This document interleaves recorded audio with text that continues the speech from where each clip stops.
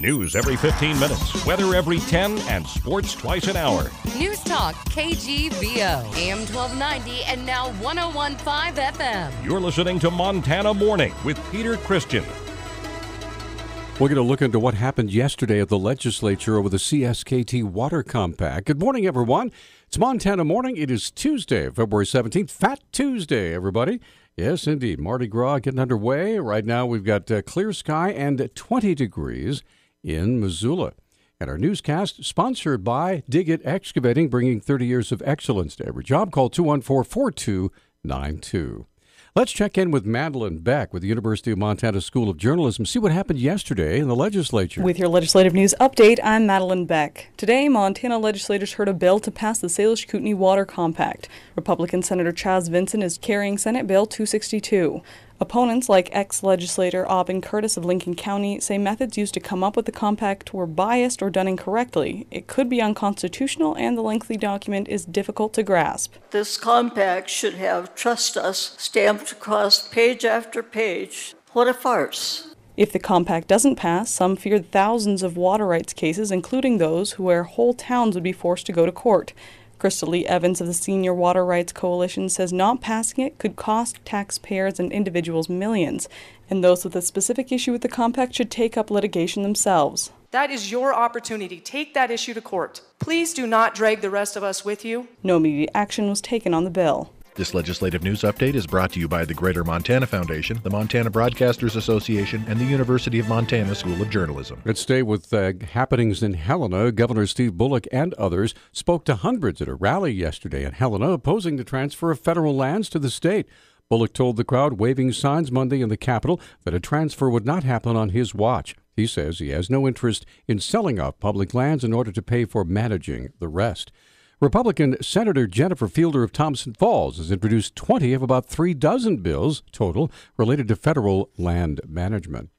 Democrats have tried unsuccessfully to blast 3 tabled bills to the Senate floor, including one that would ban discrimination against homosexuals.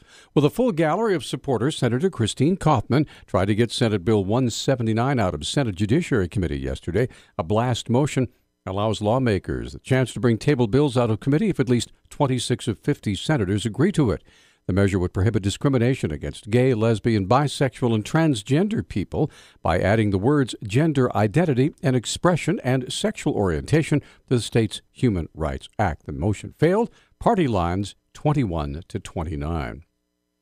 Last Wednesday night, Ravalli County deputies responded to a home in Stevensville for a charge of sexual assault. Sheriff Chris Hoffman told me more over the weekend. The 17-year-old victim was saying that she had been held forcibly against her will in her residence where she lives with her 8-month-old child, and that she was forcibly injected with methamphetamine and then repeatedly raped over a course of several days. Hoffman says 32-year-old Byron Craig Hall was arrested without incident at his apartment. Hall is facing multiple felony charges, including aggravated kidnapping, 3 counts of sexual intercourse without consent, 2 counts of aggravated assault, 1 count of child criminal endangerment, and 1 count of criminal distribution of dangerous drugs. Hoffman says Hall appeared in Ravalli County Justice Court Friday, where bond was set at $750,000. However, he's being held without bond on a parole violation stemming from a 2002 conviction in Flathead County, where he operated a clandestine drug lab. Bad meat is being sold around Missoula, allegedly by a mysterious man who scams people into buying it. An unsuspecting customer, Heidi Haggart, was convinced by the man to purchase the meat, but when she opened the box, I couldn't believe my eyes. That was all. The fat was not white, it was yellow like corn. When I opened the plastic wrapping on it, it was all slimy. All the meat was slimy. Heidi called authorities and even a consumer protection agency, but could find no help in getting a refund. The business seemed to be completely misleading. We were able to get a telephone number, and when we called the telephone number, it says it's temporarily disconnected.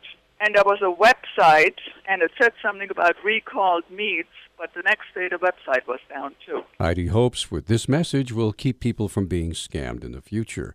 The University of Montana is seeking public comment on a draft management plan for the land U of M owns on Mount Sentinel and at Fort Missoula. Natural Area Specialist Marilyn Marler says the lands in question have been used for decades, but no comprehensive plan has ever been proposed. There's never been a comprehensive management plan for these properties. We've had vegetation management plans that address weed management and native plant restoration, but there's never been one explicitly outlining goals for forest stewardship and trails. One of the most popular areas to be studied is the iconic M Trail on Mount Sendall. People who hike the trail will notice that we've put stair structures at some of the switchbacks to try to counteract the erosion that's been happening there. At a lot of those corners, there's been mass wasting of soil. You can just see that it's just been washing down the hill. Marler says the plan addresses important issues at both sites while supporting the goals of managing the lands for education, research, conservation, and recreation. Newstalk Times 638.